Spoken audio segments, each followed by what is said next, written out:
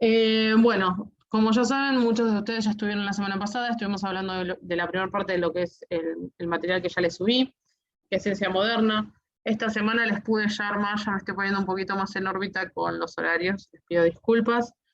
Les pude armar un PowerPoint como para que tengan de ayuda a memoria con las ideas principales. Quería mostrárselos un poco y que los que la semana pasada no habían leído y esta semana lo pudieron leer, me vayan preguntando cualquier duda que haya surgido o que surja. Como habíamos hablado, la ciencia moderna, en la primera parte del libro, lo primero que vamos a ver eh,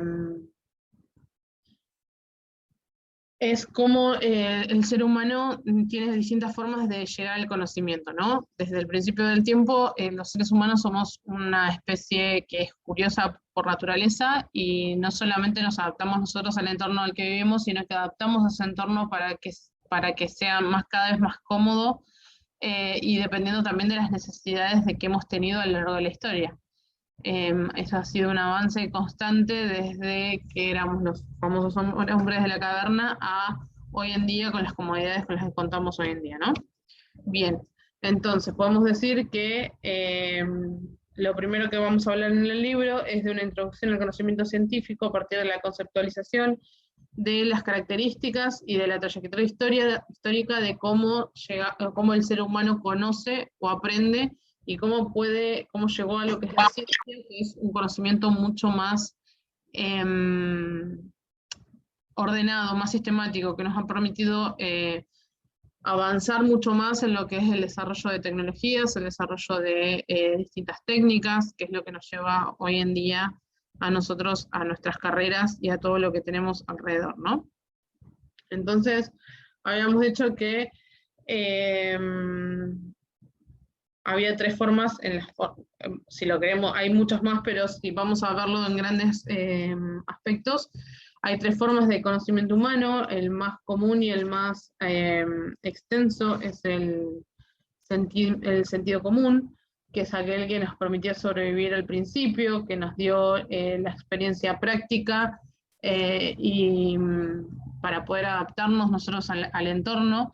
Es un conjunto de saberes de la vida cotidiana, es lo que aprendemos naturalmente, porque nosotros no sabemos, o sea, creo que ninguno de ustedes se acuerda cuándo les dijeron por primera vez que no se tenían que acercar a una fuente caliente o cuándo fue la primera vez que ustedes sintieron un calor que sabían que ahí no tenían que acercarse, porque seguramente eran muy chiquitos.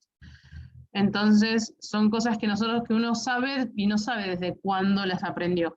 Las sabemos de que somos muy chiquitos y todavía no tenemos recuerdo, y lo mismo pasó en los principios de la historia.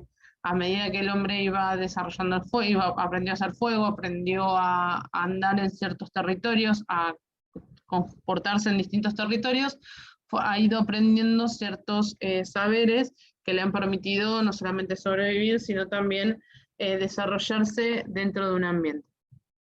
Como habíamos hablado, esta forma de conocimiento humano tiene un problema que significa que es de carácter disperso, sistemático y fragmentado. ¿Esto qué significa? Que no es completo. Nosotros podemos saber que nos quema, pero no sabemos los principios físicos, no podemos conocer para qué otras cosas. Es algo que no nos permite conocer todas las características de lo que estamos realizando. Solamente sabemos la parte práctica, que al fuego no nos tenemos que acercar. El porqué, los principios físicos y demás, no los conocemos, solamente lo sabemos por la experiencia. Después pasamos a lo que es el discurso mítico religioso, como habíamos hablado, es aquel que le atribuye a deidades o a entidades supranaturales el poder de saber qué es lo que pasa con la Tierra, con nosotros, el desarrollo del universo y le atribuye a todo lo que es la realidad del mundo el poder de una deidad sobre nosotros, ¿no? Entonces, en este caso, nosotros seríamos meros observadores que estamos acá en la Tierra y que todo pasa por designio divino. El mayor problema que tenemos con este tipo de conocimiento es que su origen es de una experiencia personal y muchas veces no es comprobable, no lo podemos verificar. Yo no puedo experimentar o comprobar lo que siente la otra persona, o cómo lo ve o cómo lo vive, ¿sí? Entonces nos lleva un proceso ordenado que nos permite a nosotros expandir ese conocimiento, ¿sí?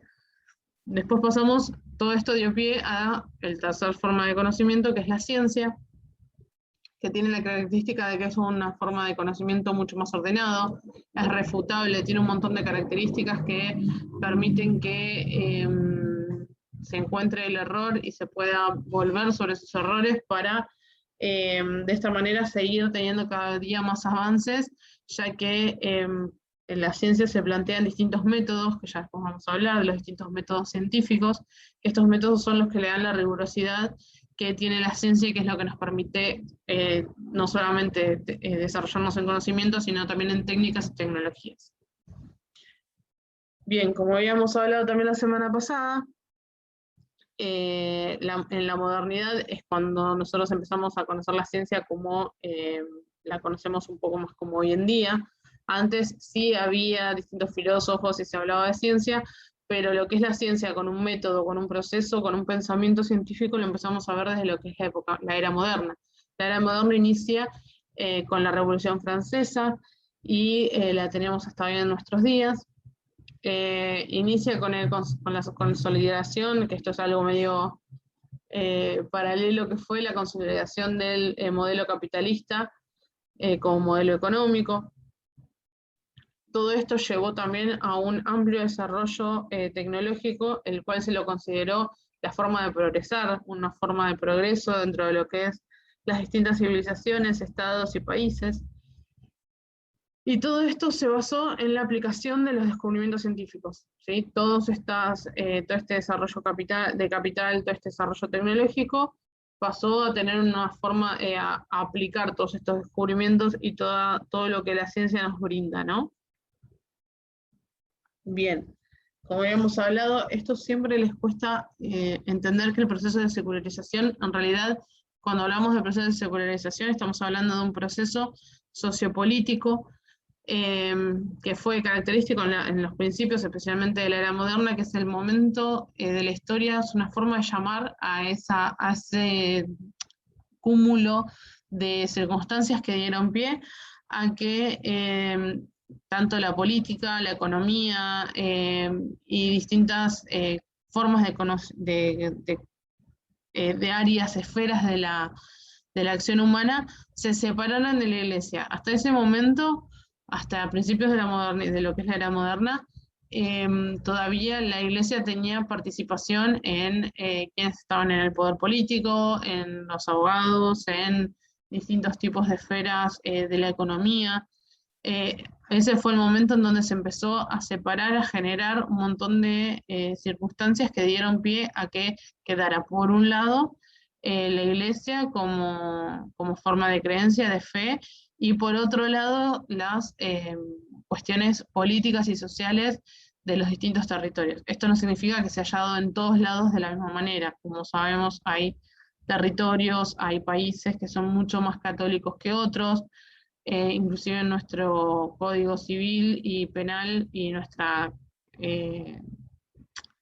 nuestro país, nuestros códigos y nuestra constitución se relacionan a la Iglesia Católica, al igual que muchas otras constituciones, pero se ha llegado como a una balanza, ¿no? Antes era solamente la Iglesia la que tenía este poder, que inclusive, como lo van a ver más adelante, si los que lo leyeron ya lo leyeron, que en la época de los feudales inclusive la Iglesia eran quienes decían quiénes tenían carácter de rey, ¿no? Porque les atribuían a los reyes características de poderes divinos, de que era Dios quien les asignaba en la tierra para ser reyes de un territorio. ¿Hasta ahí más o menos se entiende? Los que tienen chat abierto. Sí, profe. Bien, genial. Sí, profe. Bueno, entonces vamos a empezar a hablar un poquito de este proceso histórico como veníamos hablando. A finales de la Edad Media, en la Edad Media hubo muchos procesos de transformación social. Lo que da pie al declive de la Edad Media es a que surge un nuevo grupo social, como lo estuvimos hablando, la burguesía, que este grupo social fue el que motorizó, el que propulsó un cambio con los pensamientos tradicionales. O sea, propulsó que se rompiera con todo lo que se consideraba como un axioma, como quien lo diría decir, como una ley hasta ese momento, ¿sí? ¿Qué pasó? Los burgueses se enfrentaron, por así decirlo, al poder central que existía en ese momento, que era el feudalismo, que en realidad no era un poder centralizado, era un poder basado en distintos feudos, distintos territorios que estaban gobernados o controlados y prometían seguridad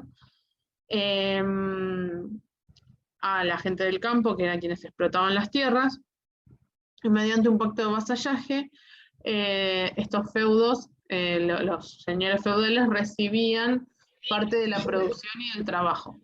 ¿Alguien me quería preguntar algo? Bien. Entonces, basados en este pacto de vasallaje, era que los señores feudales recibían parte de la producción rural de las tierras explotadas. Su pensamiento estaba muy ligado con la Iglesia Católica y con todas las creencias de la época, y sus principales ¿qué pasaba en ese momento con la Iglesia? Como habíamos dicho hace un rato, fue una de las entidades que más sobrevivieron. Como saben, es la institución más vieja del mundo, por decirlo de una manera. Y también ellos eran, como yo les venía diciendo, eran quienes decían quién tenía la autoridad de ser rey y de gobernar sobre distintas tierras, porque ya de esa manera le atribuían un poder divino a una persona, y eran ellos quienes designaban a quienes estaban en el poder, ¿no? Entonces, hacia el siglo XI, este nuevo grupo social, la burguesía, se empieza a conformar como un grupo social, el cual tenía como principal actividad las actividades mercantiles y la producción de manufacturas. Al enfrentarse con el poder político, ¿qué también pasaba con la Iglesia Católica? La Iglesia Católica tenía centralizado no solamente el poder político, sino también tenía centralizado, era de uso solo y exclusivamente por la Iglesia, el uso del saber. Como no sé si muchos de ustedes lo saben, las primeras universidades eran universidades católicas, a las cuales los únicos que tenían acceso a los libros y a los conocimientos de la época eran los eclesiásticos, o sea, la gente de la iglesia, o los reyes o gentes o señores feudales. Eran los únicos que podían acceder a los libros, ya que eran los monjes quienes los transcribían y los traducían. Y los libros no eran, la gente no sabía leer, había distintos niveles de alfabetización, entonces los únicos que tenían capacidades para aprender sobre política, sobre economía, sobre un montón de cosas, eran solamente los eclesiásticos y los señores feudales, reyes o nobles, como se les conocía en el momento, ¿sí? ¿Qué pasó? El primer paso intermedio antes de llegar a lo que conocemos como ciencia, se empezó a utilizar una forma de descripción de los fenómenos naturales que se lo llamó causalidad natural. Como lo dice la palabra, la forma era de explicar un fenómeno natural por medio de otro fenómeno natural, ¿sí? Algo del mismo rango. Por decir de una manera, como sabemos, el flujo de las mareas está relacionado con los cuartos menguantes y de la luna, ¿sí? Con los ciclos lunares. Entonces, de esta manera podemos explicar un fenómeno natural como son la alta mar y la baja mar, relacionándolos con las fases lunares, ¿sí? Entonces empezó como el punto intermedio fue desarrollarse dentro de lo que es esta causalidad natural, en donde se separa, ya no se empieza a hablar de cuestiones, de explicaciones mítico-religiosas, sino que se empieza a explicar en base a la observación de otros fenómenos naturales y cómo se relacionan entre sí. Acá tienen una explicación sobre causalidad natural. Toda esta causalidad, dio pie fue el principio de cuando se empezó a desarrollar lo que es el pensamiento científico. Acá empezamos a hablar de lo que es el proceso de secularización, que fue característica de la Edad Moderna, que se da en este momento cuando se empieza a separar, por eso se los agrego acá de nuevo. Y después, bueno, como estuvieron hablando también, hubo también una ruptura a nivel filosófico cuando hablamos también de las críticas que se le hacían a Platón y Aristóteles, ¿no? Como habíamos visto hasta ese momento, inclusive Aristóteles, ciertos filósofos, y Platón que lo seguía, todavía en ese momento cuando llegamos a lo que es la Edad Moderna, que es cuando ya está Galileo, todavía se seguían trayendo esas corrientes naturales de la Edad Media, en donde se consideraba, siempre había como una influencia divina o una influencia de algo que se lo llamaba esencia en ese momento, que eran como cosas que ellos no podían ver. Entonces, de esa manera, como las cosas que ellos no podían ver y no podían entender, los llamaban accidentes, y de esa manera generaron que Aristóteles se caracterizaba por un pensamiento axiomático, como yo les dije, venía mucho de las matemáticas, que para las matemáticas sí se puede aplicar, pero para el desarrollo de otro tipo de, por decirlo de una manera, de otras asignaturas, el pensamiento axiomático no sirve. Un axioma significa, es una ley, se conoce como una ley, algo que es irrefutable, algo que se lo considera como una verdad absoluta. Entonces, ¿qué pasaba? Aristóteles, a partir de esas verdades absolutas, que le llamó axiomas, tenía un postulado de 10, los primeros fueron 10 principales axiomas.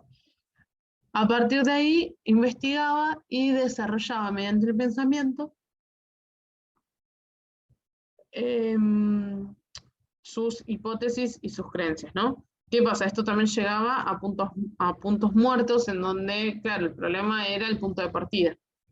En cambio, cuando llegamos a lo que es la Edad Moderna, a lo que es la ciencia en la Edad Moderna, surge Aristóteles, Galileo Galilei, perdón, con un montón de, agarra un par de axiomas, unos cuantos de los axiomas de Aristóteles y empieza a desarrollar distintos experimentos en los cuales logra demostrar que varios de estos axiomas no tienen un fundamento científico en base a distintos experimentos que él desarrolla. Inclusive en el libro tienen un par sobre la torre de Pisa que tira las dos monedas de distintos tamaños, o dos piedras, depende de dónde lean la historia, la van a ver distinto, en donde Aristóteles decía que uno iba a llegar más rápido que la otra, y en realidad eso no pasa.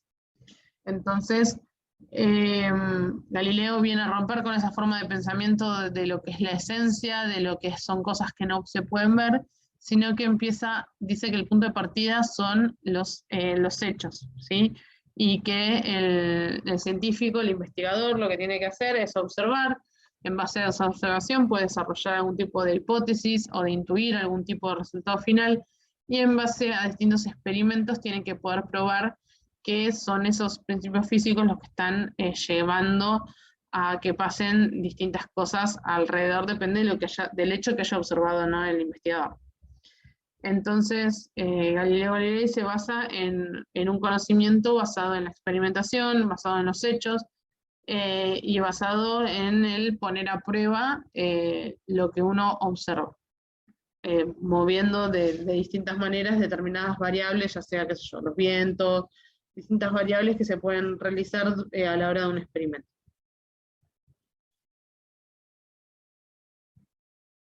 Bien, todo esto fue dando pie también a una corriente llamada realismo. El realismo se consolidó como un modelo experimental en la época de Galileo Galilei, y fue dando origen a la ciencia tal como se la conoce, basándose en que lo real son los hechos, aquellos fenómenos que se pueden comprobar mediante la experimentación, ¿sí? Y que toda la realidad debe corresponder a lo que nosotros podemos percibir con los sentidos. Y todo esto guiado por un encuadre, por un método, ya sea un método tanto de organización en lo que es el desarrollo del conocimiento, sino como por un diseño epistemológico, que es lo que le va a dar orden a ese método científico, ¿no? Ahora después vamos a ver qué es la epistemología, pero bueno, tienen que estar, para que sea un conocimiento científico, tiene que estar bajo un diseño epistemológico y metodológico. Eso es lo importante que tienen que saber. Bien, hasta acá. ¿Dudas?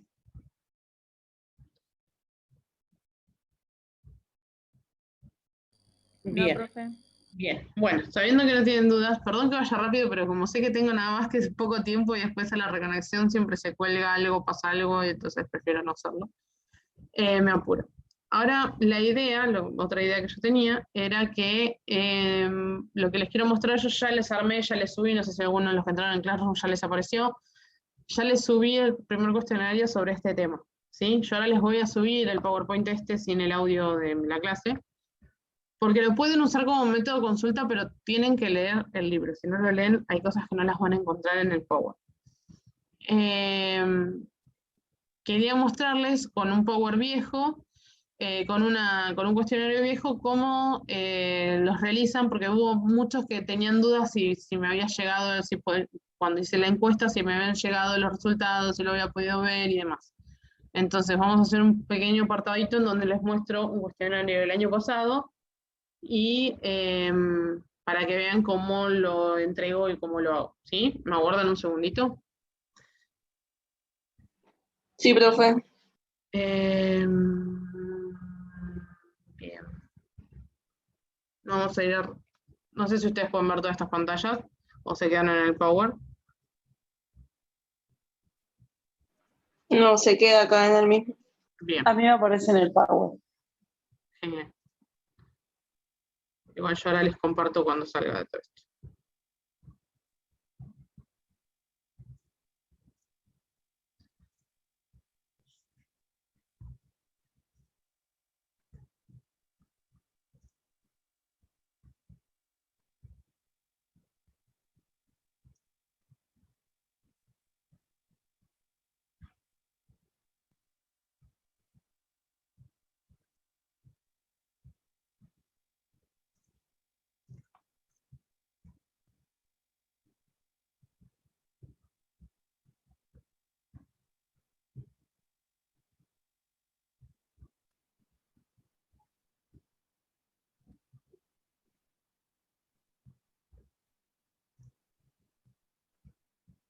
Bueno, ahora pueden ver todos una pantalla de Classroom. Sí. Bien.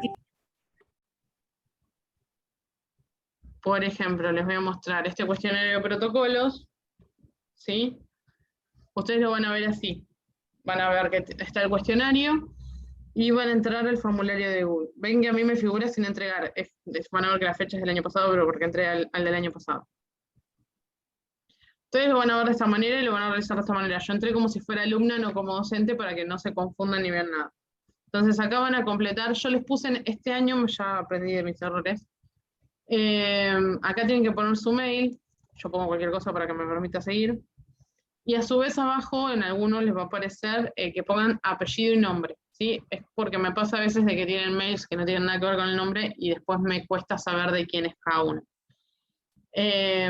Así que por eso lo tengo que hacer. Solamente les voy a permitir una sola vez que lo hagan, entonces por eso quiero que lo lean bien y que se tomen su tiempo, porque yo no les pongo tiempo, no les digo tienen 1 hora para hacerlo, 15 minutos y tienen que contestar todo apurado. Prefiero que las lean bien las preguntas, que vayan, consulten con el libro si lo tienen que hacer y que estén seguras de lo que marcan, porque puede ser que más de una de las opciones sea correcta. Por ejemplo, cuando tenemos un paciente debemos estar atentos a evitar darle indicaciones al paciente para evitar demoras, esa es falsa, ya lo sé. En caso de que el paciente haya requerido ayuda para realizar, estar atento a ayudarlo de nuevo, está así. Dejar a los pacientes en la sala sin supervisar. En caso de que la caída del paciente requiera atención ahí. No consultar sobre...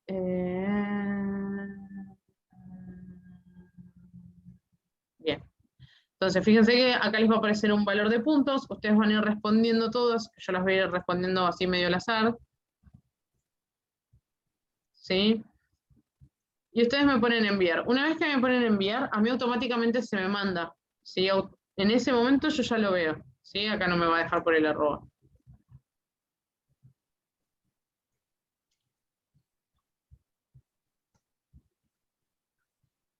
A ver si ahora me deja con el falso. Sí. Bien. Ver puntuación. Ahí ustedes van a ver la puntuación, yo me saco un 2/10. ¿Sí? Y ustedes van a poder ver puntuación y les va a permitir ver esto. ven que no ven en sí en que se equivocaron, ustedes ven sus respuestas nada más. Yo esto lo hago para que después ustedes no le pasen las respuestas correctas a todos sus compañeros, porque quiero que sus compañeros lo hagan, no que entren, llenen así todo rápido y se vayan.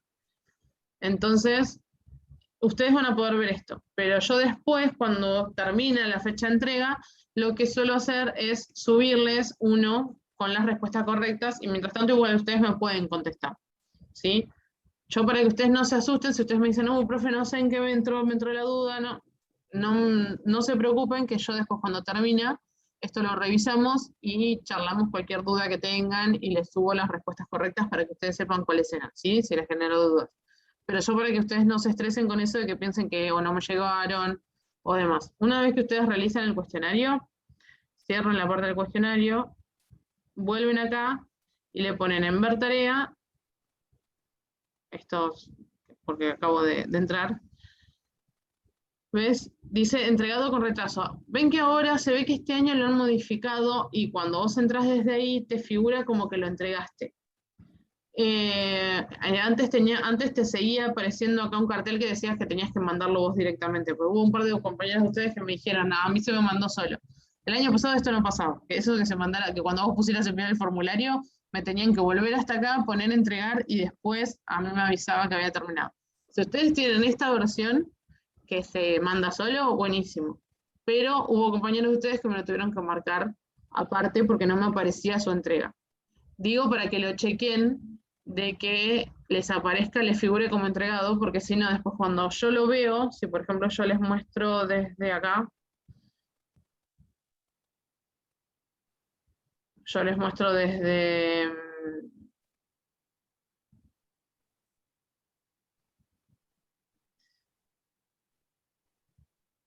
Ahora ven todos otra pantalla, de nuevo, que dice calificaciones.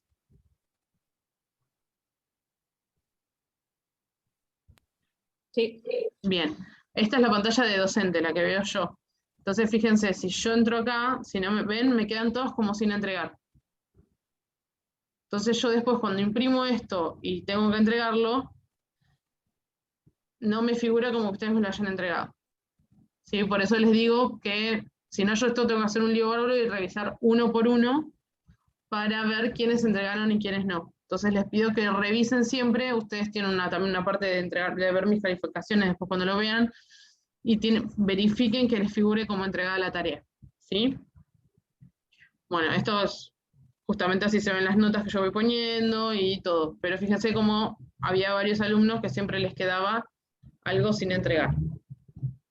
Entonces, bueno, eso quería más o menos que lo tuvieran como para evitar errores. Todos entendieron más o menos cómo es. Sí, sí. Bueno, cualquier duda que tengan, cualquier problema, me escriben. Como sepan que yo esta semana seguramente, como ya estoy más ordenada con los horarios, voy a estar contestando mails siempre, ponerle a la mañana o mediodía, por ahí.